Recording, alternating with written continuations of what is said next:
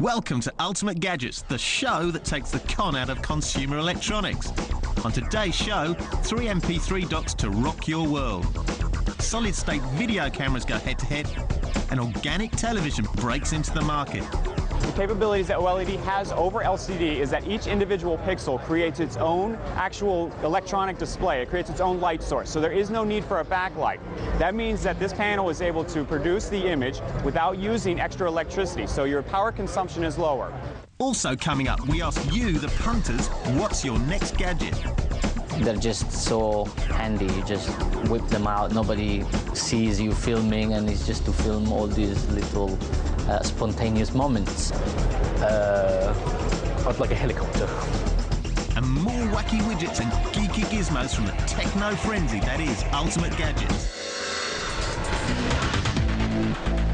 Now that you've transferred your entire CD collection to your media player and sold them all at the recent car boot sale, you'll be looking for the best way to listen to your music and watch your videos without relying on your earbuds and 2-inch screen. And if you're lucky enough to own an official iPod, there's an excellent choice of docking stations available. If you want to turn your humble iPod into a fully functional home entertainment media center, you should check out Creative's XDock HD. This is the most advanced docking station you can have for an iPod. What it does, it integrates your iPod in your home theater system. You just dock it in, and the video content from your iPod, normally stored in low resolution, such as 320, 240 or 640, 480, is upsampled in high definition, which means up to 1080i. With an HDMI connection, you can connect the docking to your plasma screen and watch your movies upsampled to true high definition. But it's not only your vision, but also your audio that gets an extreme makeover. So the audio, which is normally compressed in stereo, is going to be resampled in 5.1, encoded in Dolby Digital. So you connect it to your surround receiver, and you have the audio in full surround on your home system. The device costs around £200 and is impressive enough, but be warned. As the old adage goes, garbage in, garbage out. And the XDock can only do so much with highly compressed media files. It's also a wireless device. You can have receivers throughout your house, and the music from your iPod is going to be broadcasted to these receivers connected to speakers. So you can listen to your music from your iPod, which is in your living room, anywhere in your home. You can have as many as you want. You can control individually 4 of them, and there's no problems with interference because we've developed a specific protocol for music transmission over wireless. If you don't have an iPod, iSound offer a range of docking stations that are compatible with most media players. We have the iSound Plasma. It's compatible with all audio devices and includes a light and sound show with each song. Has 4 speakers on each side and is portable. You can set it on top of any tabletop, anything for display in your home or apartment. This is the In-Concert High Fidelity Speaker System by iSound. It's a high-performance stereo system compatible with all iPod models and has 70 watts of power, wireless remote control, and a great piano housing finish, so beautiful for indoors. The iSound Max by iSound is compatible with the iPod, iPod Mini, iPod Shuffle, and it's completely portable, really tiny device, fantastic sound, high performance, and has 2 speakers, great for portability, so you can carry it wherever you need to go. Bang & Olufsen, iSound ain't, but at least you won't have to take out a mortgage to buy any of the iSound range. Logitech also provide a complete range of MP3 docks. A sound choice if you've got an Apple are their Purify Anywhere compact speakers. Featuring a unique combination of driver speakers, these speakers will deliver the maximum bass and minimal distortion when you pump up the volume. It's portable, comes with a 10-hour rechargeable battery, and it'll even double up as your charger. This unit looks good, comes in at a good price, and works well, but is limited to a standard set of features. If you're looking for the ultimate dock that's got more bells and whistles than a one-man band convention, just check this out. Now we're going to focus on something for your home, a universal multimedia center called the Unit 2. This device can do pretty much anything. You plug in your broadband, you plug in your phone line, full Wi-Fi capabilities. Take your TV on the go, surf the internet, talk on the phone, type notes to friends, talk on video conferencing. I think this unit can do it all. This is the basic screen for the Unit 2. You have here music, video, photos, DVD on the go, even has a link with Rhapsody. Show you our music main page. You can hook in through your SD cards, through the USB, or what's in the 60 gig hard drive internal. Let's go back to the multimedia. Say we wanted to pull into our photo albums. Open up here, scan through, back, DVD. Now the DVD, while you can watch it from this unit, you can also run out to your TV. Doesn't have to stay inside though. Just comes on the go. A 60-foot radius, 30 meters, all around. You have full Wi-Fi connection. The Unit 2 doesn't hit the streets until 2009, and the official price is yet to be announced, but expect to pay around 500 quid. Did I tell you this is a phone and also a keyboard?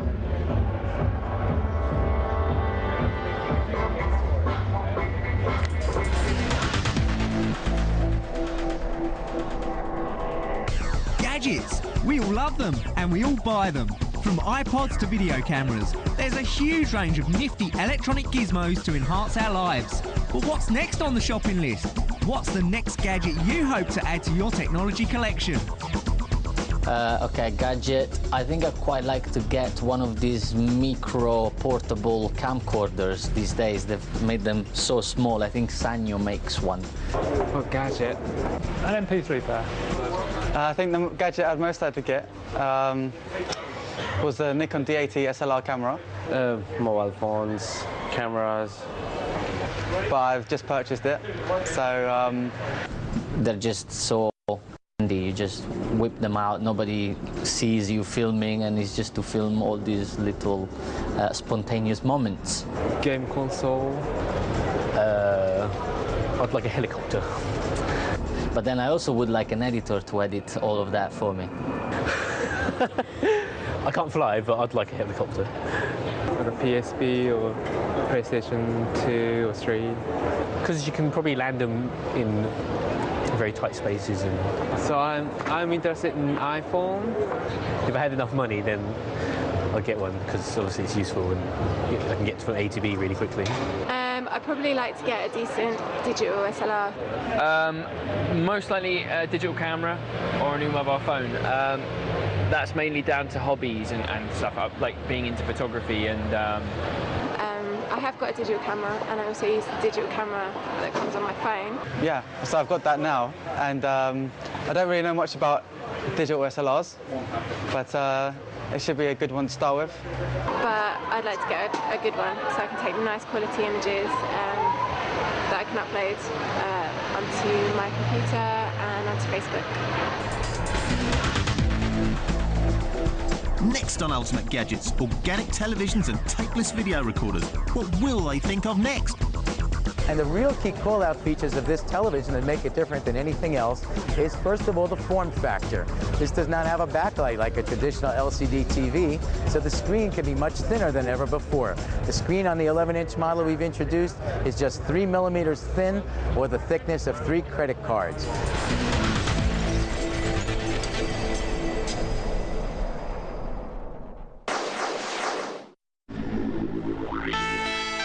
We hear so much about new display tech, LCD, DLP, plasma, refresh rates, contrast ratios, Full HD, 1080p, you get the idea. Then there's size, the biggest, the thinnest and the best screens. So just to confuse you some more, there's another type of TV about to hit the mainstream. The newest display tech on the block goes by the name of OLED. It's a very impressive looking piece of technology and has a lot of potential from what we have seen. So what does OLED stand for? O is for organic, L is for light, E stands for emitting, and finally D is for diode. And what separates this from the rest of the pack? OLED, the capabilities that OLED has over LCD is that each individual pixel creates its own actual electronic display. It creates its own light source, so there is no need for a backlight. That means that this panel is able to produce the image without using extra electricity, so your power consumption is lower. Because each individual pixel is also creating its own lights, that means that we can turn the light off and you get a black source that is actually pure black. So you're skyrocketing your contrast ratio.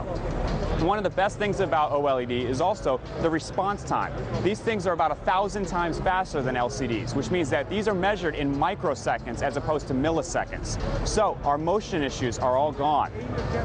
So now we're looking at a much thinner LCD or OLED panel. We're looking at a much brighter picture with a wider color gamut. We're looking at a better contrast ratio and something that uses a lot less power. OLED is new tech for devices like big screen displays, but has been in use for some time now in smaller applications, such as mobile phones, digital cameras, MP3s and high-resolution micro displays, although these are only on a small scale. Such applications favour the high light output of OLEDs for visibility in sunlight and low power drain. So far, Sony is the first and only company to roll out a production model to market at $2,500. But alas, it's not available in the UK. So tell us about it, Ernie. Well, it's a little screen with a big picture, and basically we do have one product to offer at the moment. It's an 11-inch product, and that's the XEL1 we have here. It features a cable tuner, a ATSC over-the-air high-def tuner, as well as an NTSC tuner, a headphone jack, and even a memory stick slot to watch your photos in. We are also showing in the booth a technology demonstration of what we think may become part of the future lineup, and that's a 27-inch technology example. It's a handmade working sample. I wouldn't call it a prototype because we're not sure if it'll come to market in that form factor, but basically it's a technology demo that OLED can grow bigger and better. There are loads of significant advantages of OLED over LCDs and plasmas, such as response time, brightness, contrast, form factor and power usage. But on the downside, OLED's biggest technical hurdle so far is its lifespan, which stands at around 14,000 hours. Thankfully, boffins and lab coats are working on experimental OLEDs that have much longer usable lifespans. And the real key call-out features of this television that make it different than anything else is, first of all, the form factor. This does not have a backlight like a traditional LCD TV, so the screen can be much thinner than ever before. The screen on the 11-inch model we've introduced is just 3 millimeters thin, or the thickness of 3 credit cards. The other thing that's really dazzling you folks, as well as the customers here at the show, is the contrast ratio and the incredible black levels that this new technology can achieve. Typical Bravia LCD products that we make at the upper end may have dynamic contrast ratios in the neighborhood of 15,000 to 1. This particular product boasts a contrast ratio of 1,000,000 to 1 because the unique organic light emitting diode technology allows us to create a black level in the television that no other television can create. It's really a wow factor TV. Some of the early applications we anticipate will be for executive boardrooms, very high-end kitchen environments, luxury hotel suites, and certainly a lot of folks have been asking us about mobile applications today, such as recreational vehicles and perhaps marine applications. Recently, Sony unveiled a 0.3 thick 11-inch display and a 0.2 thick 2.5-inch bendable display just to show some of the possibilities of OLED. And with micro-thin flexible screens, we'll see Blade Runner-style TVs roll down the sides of high-rise buildings in no time. So if you're thinking about upgrading your old TV set or home theatre in the near future, we'd recommend considering OLED as a possibility. There may only be one display on the market at the moment, but we're certain that all big manufacturers will be bringing them out in due course. Again, one of the key features of OLED over LCD is the response time on these screens. Again, we're talking about microseconds as opposed to milliseconds. A lot of the issues between LCDs and plasmas right now is that LCDs and plasmas have a little bit of a motion blur. We've worked on fixing that at Samsung. However, OLEDs don't have that issue because they are over 1,000 times faster than LCDs are today. So just to wrap things up, OLED is a technology that looks very good for our future, but we're looking at some time to actually develop that. So there you are. Just when you thought you knew what you were going to buy, we have gone and confused you with even more techno jargon. We suggest you go and use this newly discovered knowledge on your local electronics salesman to get yourself a better deal on today's technology. Still to come on Ultimate Gadget, video cameras get even smaller and more gadget shoppers reveal what's on their shopping list. Okay, there's a phone coming out called the Nokia Morph. I think I've got it at the moment. Probably like the iPhone, or I don't know, I can't remember what it's called, but it's like a little computer thing.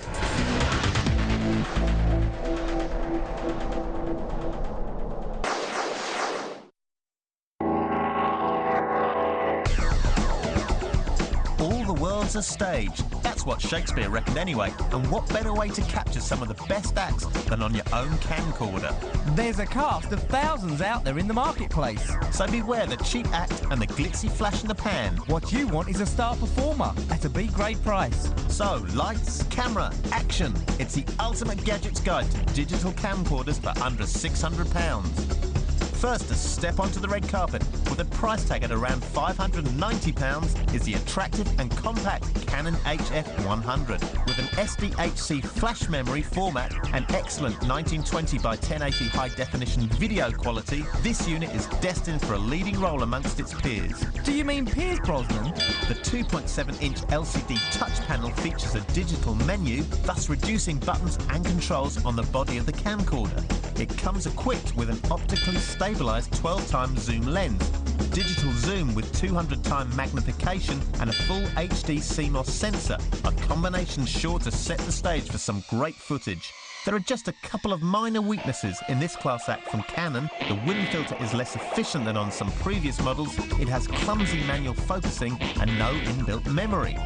Our next celebrity is Panasonic's compact award-winning HTC SD9, which retails at around £530. It too has SDHC flash memory, making it immediately ready for filming. There's no worries about stage fright either, with a 10x optical zoom and optical stabilisation designed to reduce the effects of handheld shakes. I had stage fright just the other night, and handheld shakes, but we won't go into that. The digital zoom has 700x magnification, and while it may be on the small side, the SD9 offers excellent 1920 by 1080 pixel high-definition vision with progressive scan. Like the Canon, the SD9 boasts 3 6/1-inch CCD sensors. These each record a separate colour, giving richer hues than a single sensor. With the joystick located in the 2.7-inch LCD's cavity rather than behind the thumb, the handling could be better, and the SD9 gives a less than sterling performance in low-light situations. Stepping up into the spotlight, we have the tiny but very worthy TG3 from Sony, which can be yours for around £540. Storage is on a memory stick and a 4GB card is included with the camera. With Quick On mode activated, the TG3e is ready for action within a second of flipping open the 2.7-inch LCD touch panel. This very stylish pocket rocket with a titanium body boasts a 10x optical zoom with image stabilisation and 1920 by 1080 high definition. The digital zoom has 120x magnification. For its size, the TG3 is a good performer, even with its small CMOS sensor. The 5.1 surround sound is a little thin, and the diminutive size of the unit reduces operating comfort and is hard to hold still. With auditions over, the Panasonic HTC SD9D has made a good bid for the part, with excellent image quality and competitive pricing. The Sony TG3 is a starlet in its own right and an attractive option with its more than adequate picture quality, stylish titanium looks and petite body. Whilst carrying perhaps a little more bulk, the Canon HF100 is still svelte, compact and firmly on our A-list. Its all-round good looks and performance, including the high-quality CMOS chip, make it our ultimate gadget.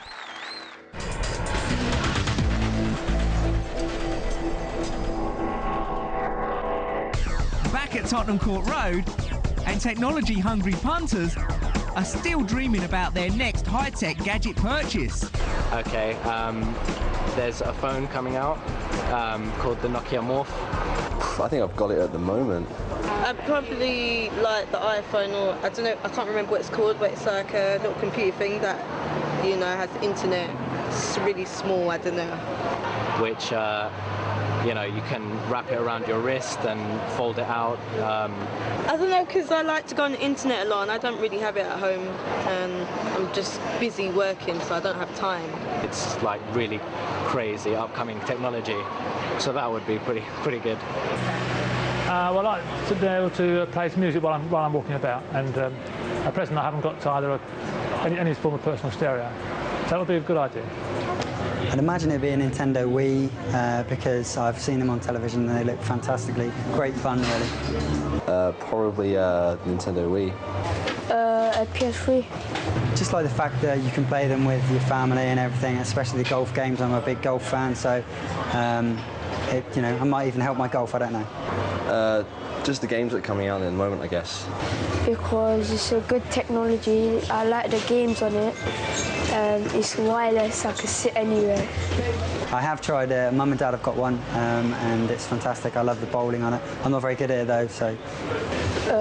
I like Smackdown. From what I've seen of it and what it does, I think it's a massive improvement. Fighting games, Call of Duty. I don't know, I'm a massive Nintendo fan. Dad's 52, Mum's 49, so yeah, they're much better than I am, so it's worrying, really. On the next episode of Ultimate Gadgets, we profile gadgets that'll tidy up after you, cook the tea, do the dishes and won't complain that you've gone down the pub. 3 GPSs get reviewed, and for anyone remotely interested, we've got the best in universal remotes. So what we have here is the Denuvo Mini. This is a small handheld keyboard that allows you to actually operate your media center PC, all the functions from navigating pictures, audio, video, including surfing the web if you like. As you can see, you have an integrated small keypad. All your transport controls are here, and then we have a nice little touch disc that allows you to navigate on the screen. Plus, we go BlackBerry picking and search out the best in smartphones. You know, in previous years that I've been at the Consumer Electronics Show, I've seen a lot of people walking around with BlackBerries, and this is the first time that we have a booth here. So for more technical inspiration and ingenious technology, tune in next time for more Ultimate Gadgets.